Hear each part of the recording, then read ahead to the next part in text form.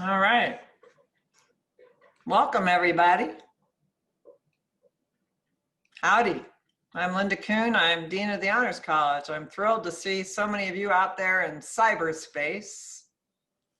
I'm just going to review a few house rules, and then I'm going to give you a sneak preview of our second through fourth Honors College Signature Seminar sneak previews like this one. And then I'm going to introduce our rock star faculty member who will be lecturing on conservatism.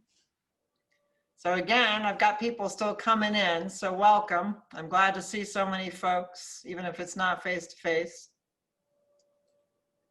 House rules. We're going to keep everybody muted because we are expecting quite a good crowd. We've already got a great crowd. And we think we'd like you to post your questions in the chat. And that's because I think that's the most straightforward and fair way of doing it with a large crowd.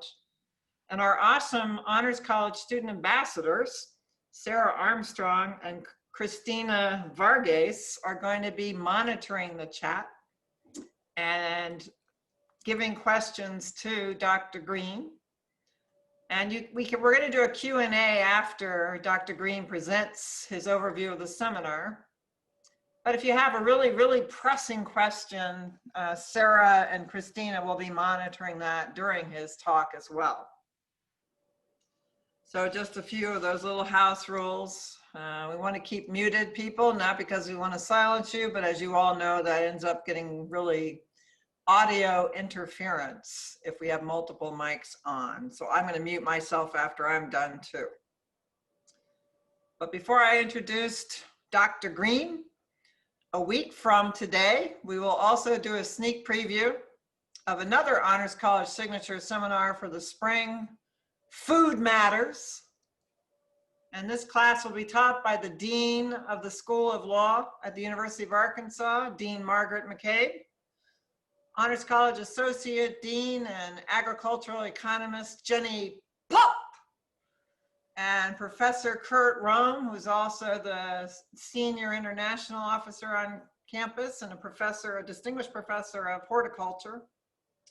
And they're going to delve into the food business, legal issues related to food. What is almond milk? Is Beyond Meat really regulated by our government?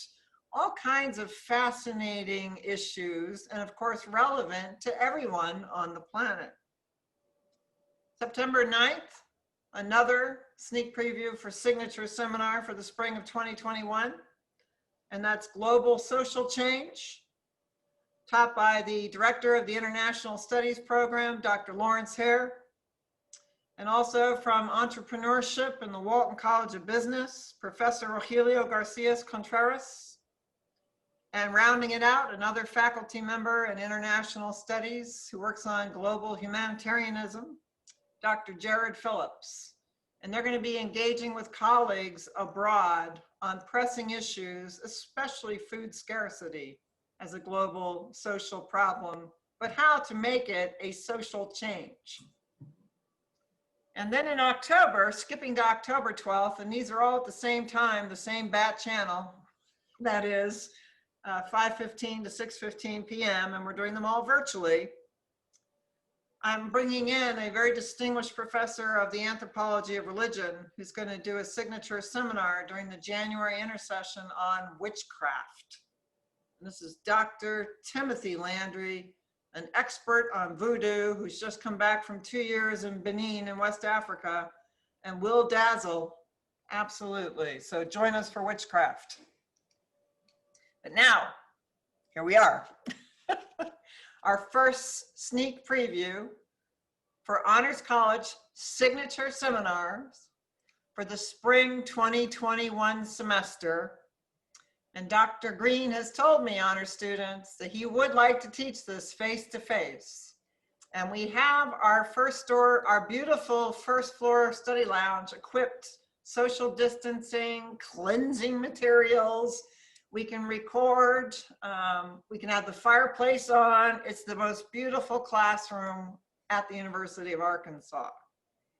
And that classroom will hold what I think is going to be not just timely, but absolutely a brilliant seminar on conservatism, taught by Greene, who is a distinguished professor in the College of Education and Health Professions.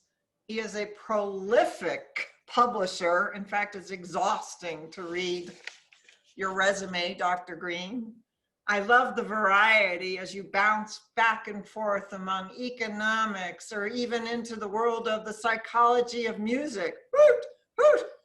And then back around again to education reform, where a lot of your most famous work, of course, sits. Dr. Greene is also a department chair, so I'm betting that his seminar time with the 12 to 15 honor students will be the best time of the day after the onerous work of being chair of a big and important research department. So I'm just thinking it probably will be. The topic is timely. It's something that you may think you know what it is, right? Conservatism. But I think tonight you're going to find out that most of us actually are fairly clueless. So I'm going to mute myself now, and Honors College Signature Seminars belong to the rock stars on campus. And I'm giving you right now the first rock star of the spring 2021 semester, Dr. J. Greene. Take it away. Thanks for that very nice introduction, Linda. And thanks to all of you for being here for this Zoom lecture. I know that's awkward. It's not my favorite format either, which is why next semester when I teach the seminar, I really hope to be teaching it face-to-face and look forward to seeing you in person if you enroll and are in the class next semester. I've previously taught in the Honors College, and I have to say it's my favorite thing to do at the university. I love the Honors College. I taught a seminar on BS. This is a different topic, although some might think that there are some similarities. I think that there are enough differences that it's worthy of a very different topic. My motivation, I have many motivations for seeking to teach this class, but part of it was inspired by a book that was written by one of my college professors and mentors, Tony Smith. And the book was called Thinking Like a Communist. Now, Tony Smith was not a communist, and most of the people who read the book were not communists. But what the book did is it tried to take seriously how communists thought so that people in the West, and this was at the peak of the Cold War, could have a better understanding of how communists might think about things so that they could better understand that perspective, hold it if they wished, come to compromises if they could see areas of mutual understanding. And it was a very interesting and provocative book. It was also wrong about a lot of things, as it turns out. Tony Smith anticipated that Gorbachev would be able to rescue the Soviet Union, that he thought that would work. He thought the United States overreacted greatly in Central America to communist revolutions there, and that would backfire. It doesn't appear to have been the case. So in addition to being inspired by Tony Smith's book, so that we could explore what it is to think like a conservative, I also am open to the very real possibility that I'm going to get a lot of things wrong.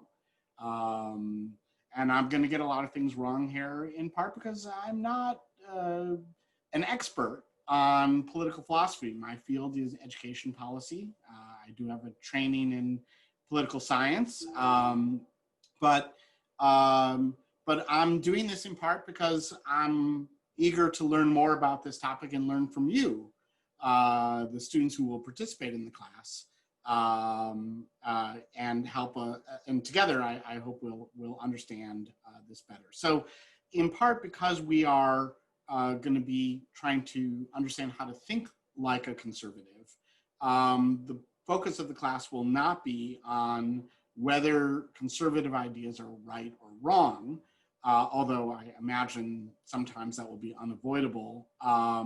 But really just to try to think through what conservative positions are on a variety of issues, what principles motivate those positions, what conservative thinking was in the past, and where we think it might go in the future. Now, another part of my motivation for teaching this class is that I think it's unfortunate that there's little opportunity at most universities, including the University of Arkansas, to learn about how conservatives think. So even though I'm not an expert on this topic, I really felt obliged to try to do something to address what I think is a lack of opportunity for students at the university to learn about conservative perspectives. There are certainly students inclined to be conservative or at least open to conservative thinking at the University of Arkansas, but they encounter very few faculty in higher education who present that perspective fully and fairly. While ideological split is different from partisan split, we have a fair amount of evidence that the partisan split in higher education is quite skewed. By some estimates, the ratio is roughly 9 Democrats to every Republican in higher education among faculty, with more elite institutions tilting more heavily in the direction of Democrats to Republicans. There are more Republicans who can be found in the faculties of technical fields like engineering and chemistry, but those are areas where political perspective may be less important and less noticeable. But the opposite is true in the social sciences. The social sciences are even more overwhelmingly dominated by faculty who identify with the Democratic Party and with liberal perspectives than with conservative perspectives. In a recent study that I actually co-authored on the partisan split in my own field of education policy, it's clear that over 90% of the people in my field prefer the Democratic Party and could be thought of as holding liberal views. So there's this overwhelming dominance in the faculty of higher education generally, and also at the University of Arkansas, that makes it less common to come across a conservative faculty member. But of course, faculty members who are not conservative could also fully and fairly present views that they don't hold and could easily present conservative views. But I'm concerned that that's not happening as much as it should.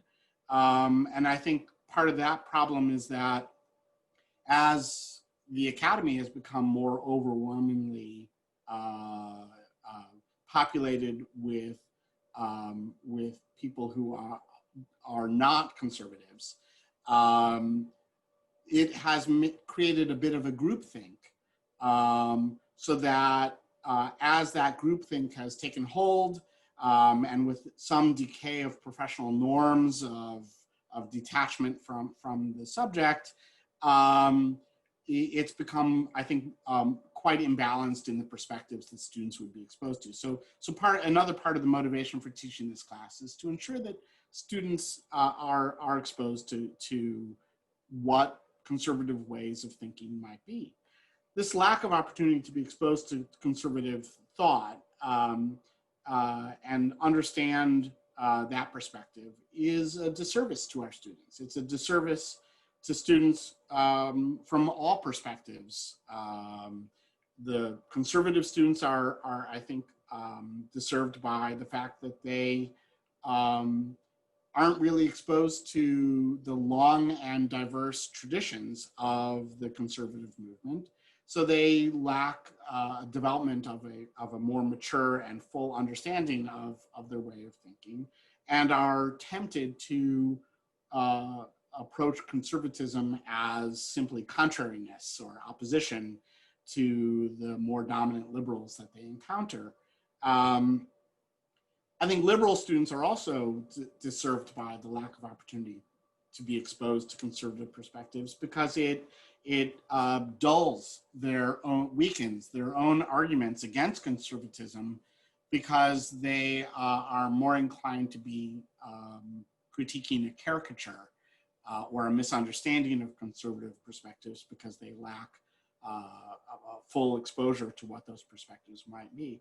And of course, students who don't know what they think about these issues are also disturbed by the lack of exposure to conservative perspectives because they don't have an opportunity to consider different points of view and to decide which ideas they like and don't like and which seem compelling to them.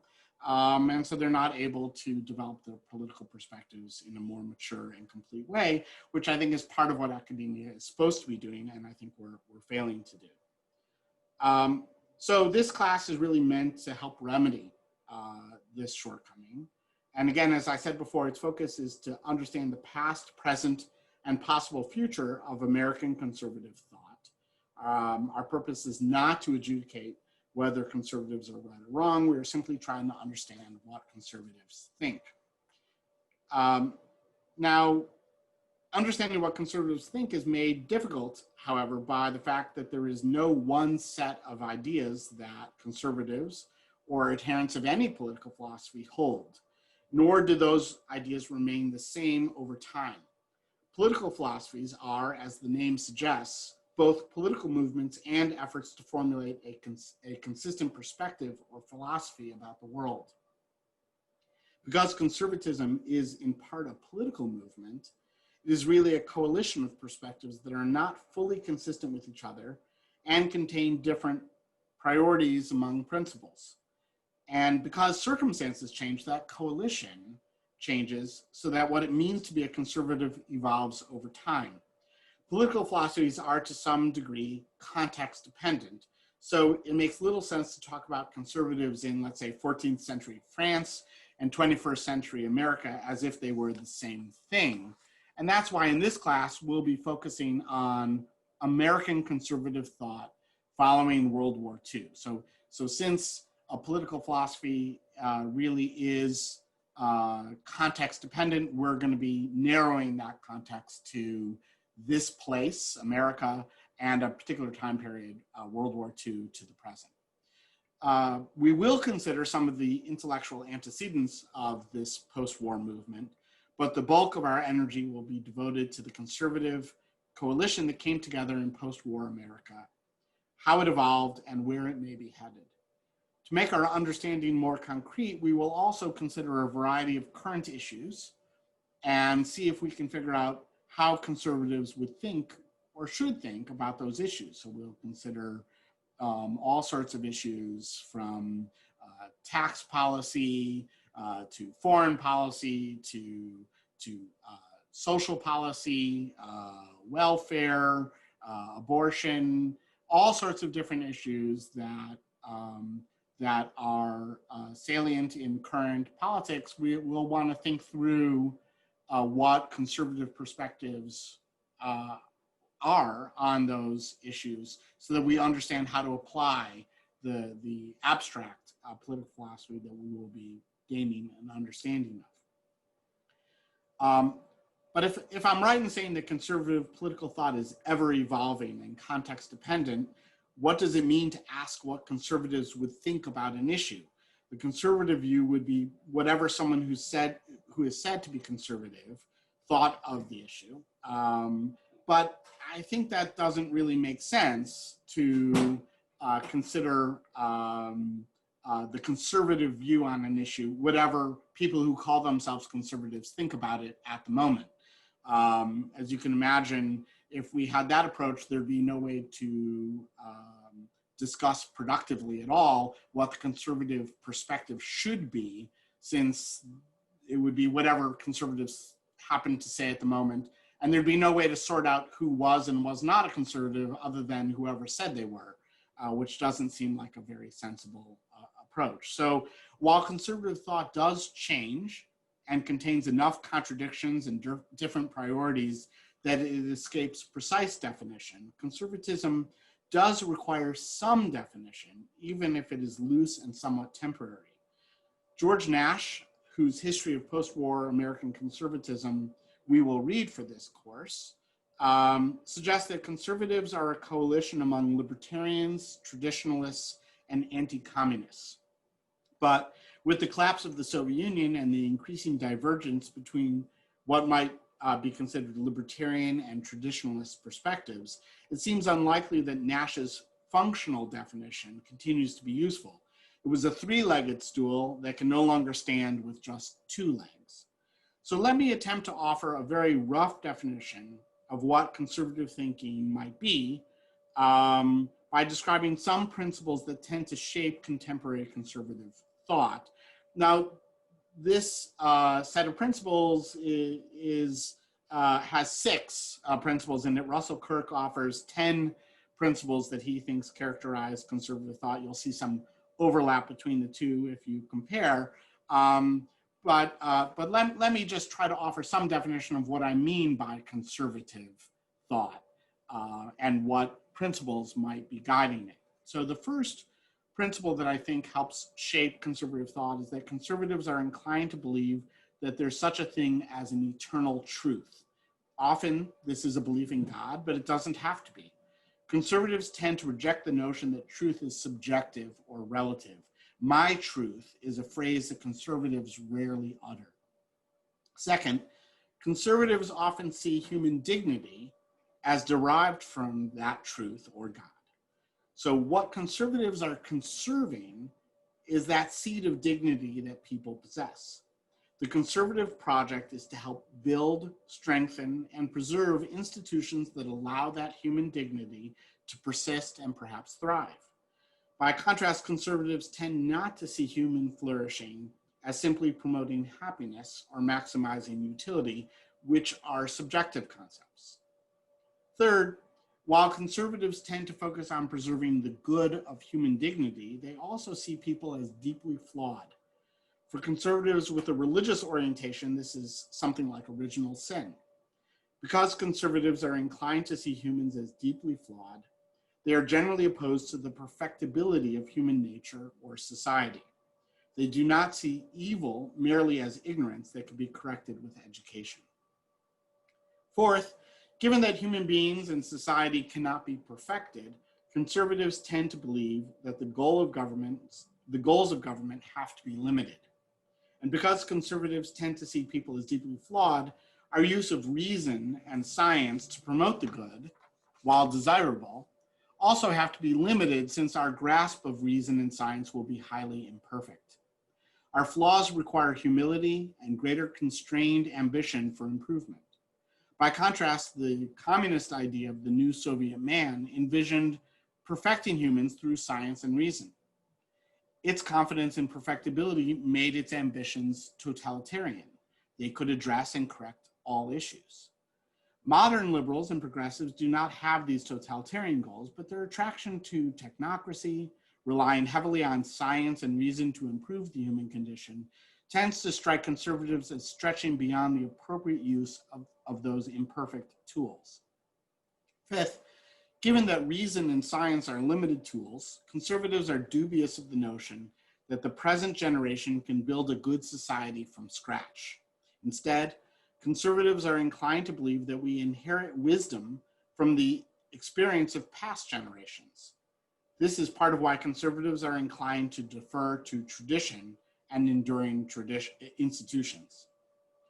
Six, while conservatives are inclined to believe that there is an objective truth, they emphasize that our lives are highly context dependent. Conservatives see us as born into families, born with a sex, born into a community, born in a country, and born into a religious tradition. What helps us thrive is dependent on these contexts and may be different for people born into different contexts. Conservatives tend to see being born into these different contexts as unavoidable, natural, and good. By contrast, liberals and progressives are more troubled by the accident of birth. They are inclined to see these contexts as involuntary and therefore oppressive. They are troubled that you do not choose your family, community, country, or religious tradition, and they would prefer that you be able to choose your gender or sex. Liberals and progressives are inclined to see the role of government as correcting for the constraints of these accidents of birth. Conservatives are more inclined to accept these constraints. Now, I have to say, these 6 principles are simply tendencies. There are certainly some people who hold all 6 of these principles who do not consider themselves conservatives, who consider themselves liberals. And there are some conservatives who hold only some or none of these principles. But I think that they're tendencies, so that people who held these principles, these 6 principles, I think, are more inclined to be seen as and consider themselves to be conservative. And people who hold fewer or none of these principles dear would be less inclined to think of themselves or be described by others as conservative. So while I think this is a very rough description of what conservatives think, there's obviously much that it does not capture. There are also contradictions, ambiguities, and differences in priority that continue to characterize conservative thought. For example, libertarian-leaning conservatives tend to have greater confidence in science and reason than do traditionalist conservatives. In fact, a leading libertarian organization is called Reason.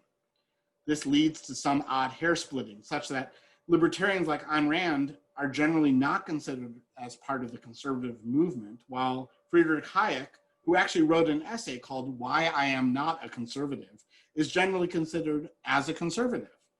The difference may be that Hayek's focus on the information problem in economics, that no individual or set of individuals has enough information to plan the economy successfully, made his approach more consistent with conservative ideas about the limits of reason and science. The point is that there is an arbitrariness in identifying who is a conservative and what should be considered conservative thought. By studying the evolution of conservative thought since World War II, we may gain a greater understanding of the boundaries and complexity of that movement. Of course, from this class, we will also hope to gain some insight into where conservative thought may be heading in the future.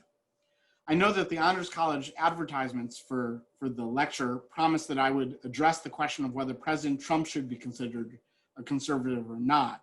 While I hate to disappoint, the truth is that I don't have an answer to offer you. Trump differs in important ways from the conservative movement that followed World War II, but whether we will think of him as a conservative or not may depend on the extent to which he reshapes the current conservative movement in his image. That will depend in part on how successful it is, as well as whether enough people who think of themselves as conservatives are willing to be reshaped into that vision, or insist on thinking of their movement as distinct, so that the perspectives that Trump holds dear would be seen as some different movement, perhaps with a different name than conservatism. Again, political philosophies are both political and philosophies, so that these are simply coalitions of different perspectives, and whether that coalition will come together in a new shape is unclear at this time. There's obviously some dispute among conservatives about what that direction should be going forward. So perhaps in our discussion of the future direction of conservatism in class, we will develop a clearer idea of whether Trump should and is ultimately going to be considered as a central part of the conservative movement or not. I hope to learn at least as much from you and our discussion as you are likely to learn from me. As I said, I'm teaching this course not because I claim to be a leading authority on conservatism. I'm not. My focus of scholarship is on education policy, not political philosophy. But I'm teaching this course primarily because I recognize the need for it and believe that I can do it in a way that is sympathetic enough to the topic that we have the opportunity to learn about it together. I look forward to seeing the students who will enroll next semester, and I welcome your questions now. So I think that the format is that you can ask questions in the chat area, and I think that some of our ambassadors from the Honors College are looking through that now and will express what some of those questions will be. That's right. Thank you so much. That was I'm very excited about this seminar. Yeah, no, it takes in so many different directions. And I like your sort of objectivity, you know, you're really gonna come at it from multiple angles, so, yeah. Well, I can't claim to be objective, but I can claim to attempt to be balanced and to be fair to differing perspectives. Yeah, no, that comes through, I think. All right, so pose your questions in the chat, y'all.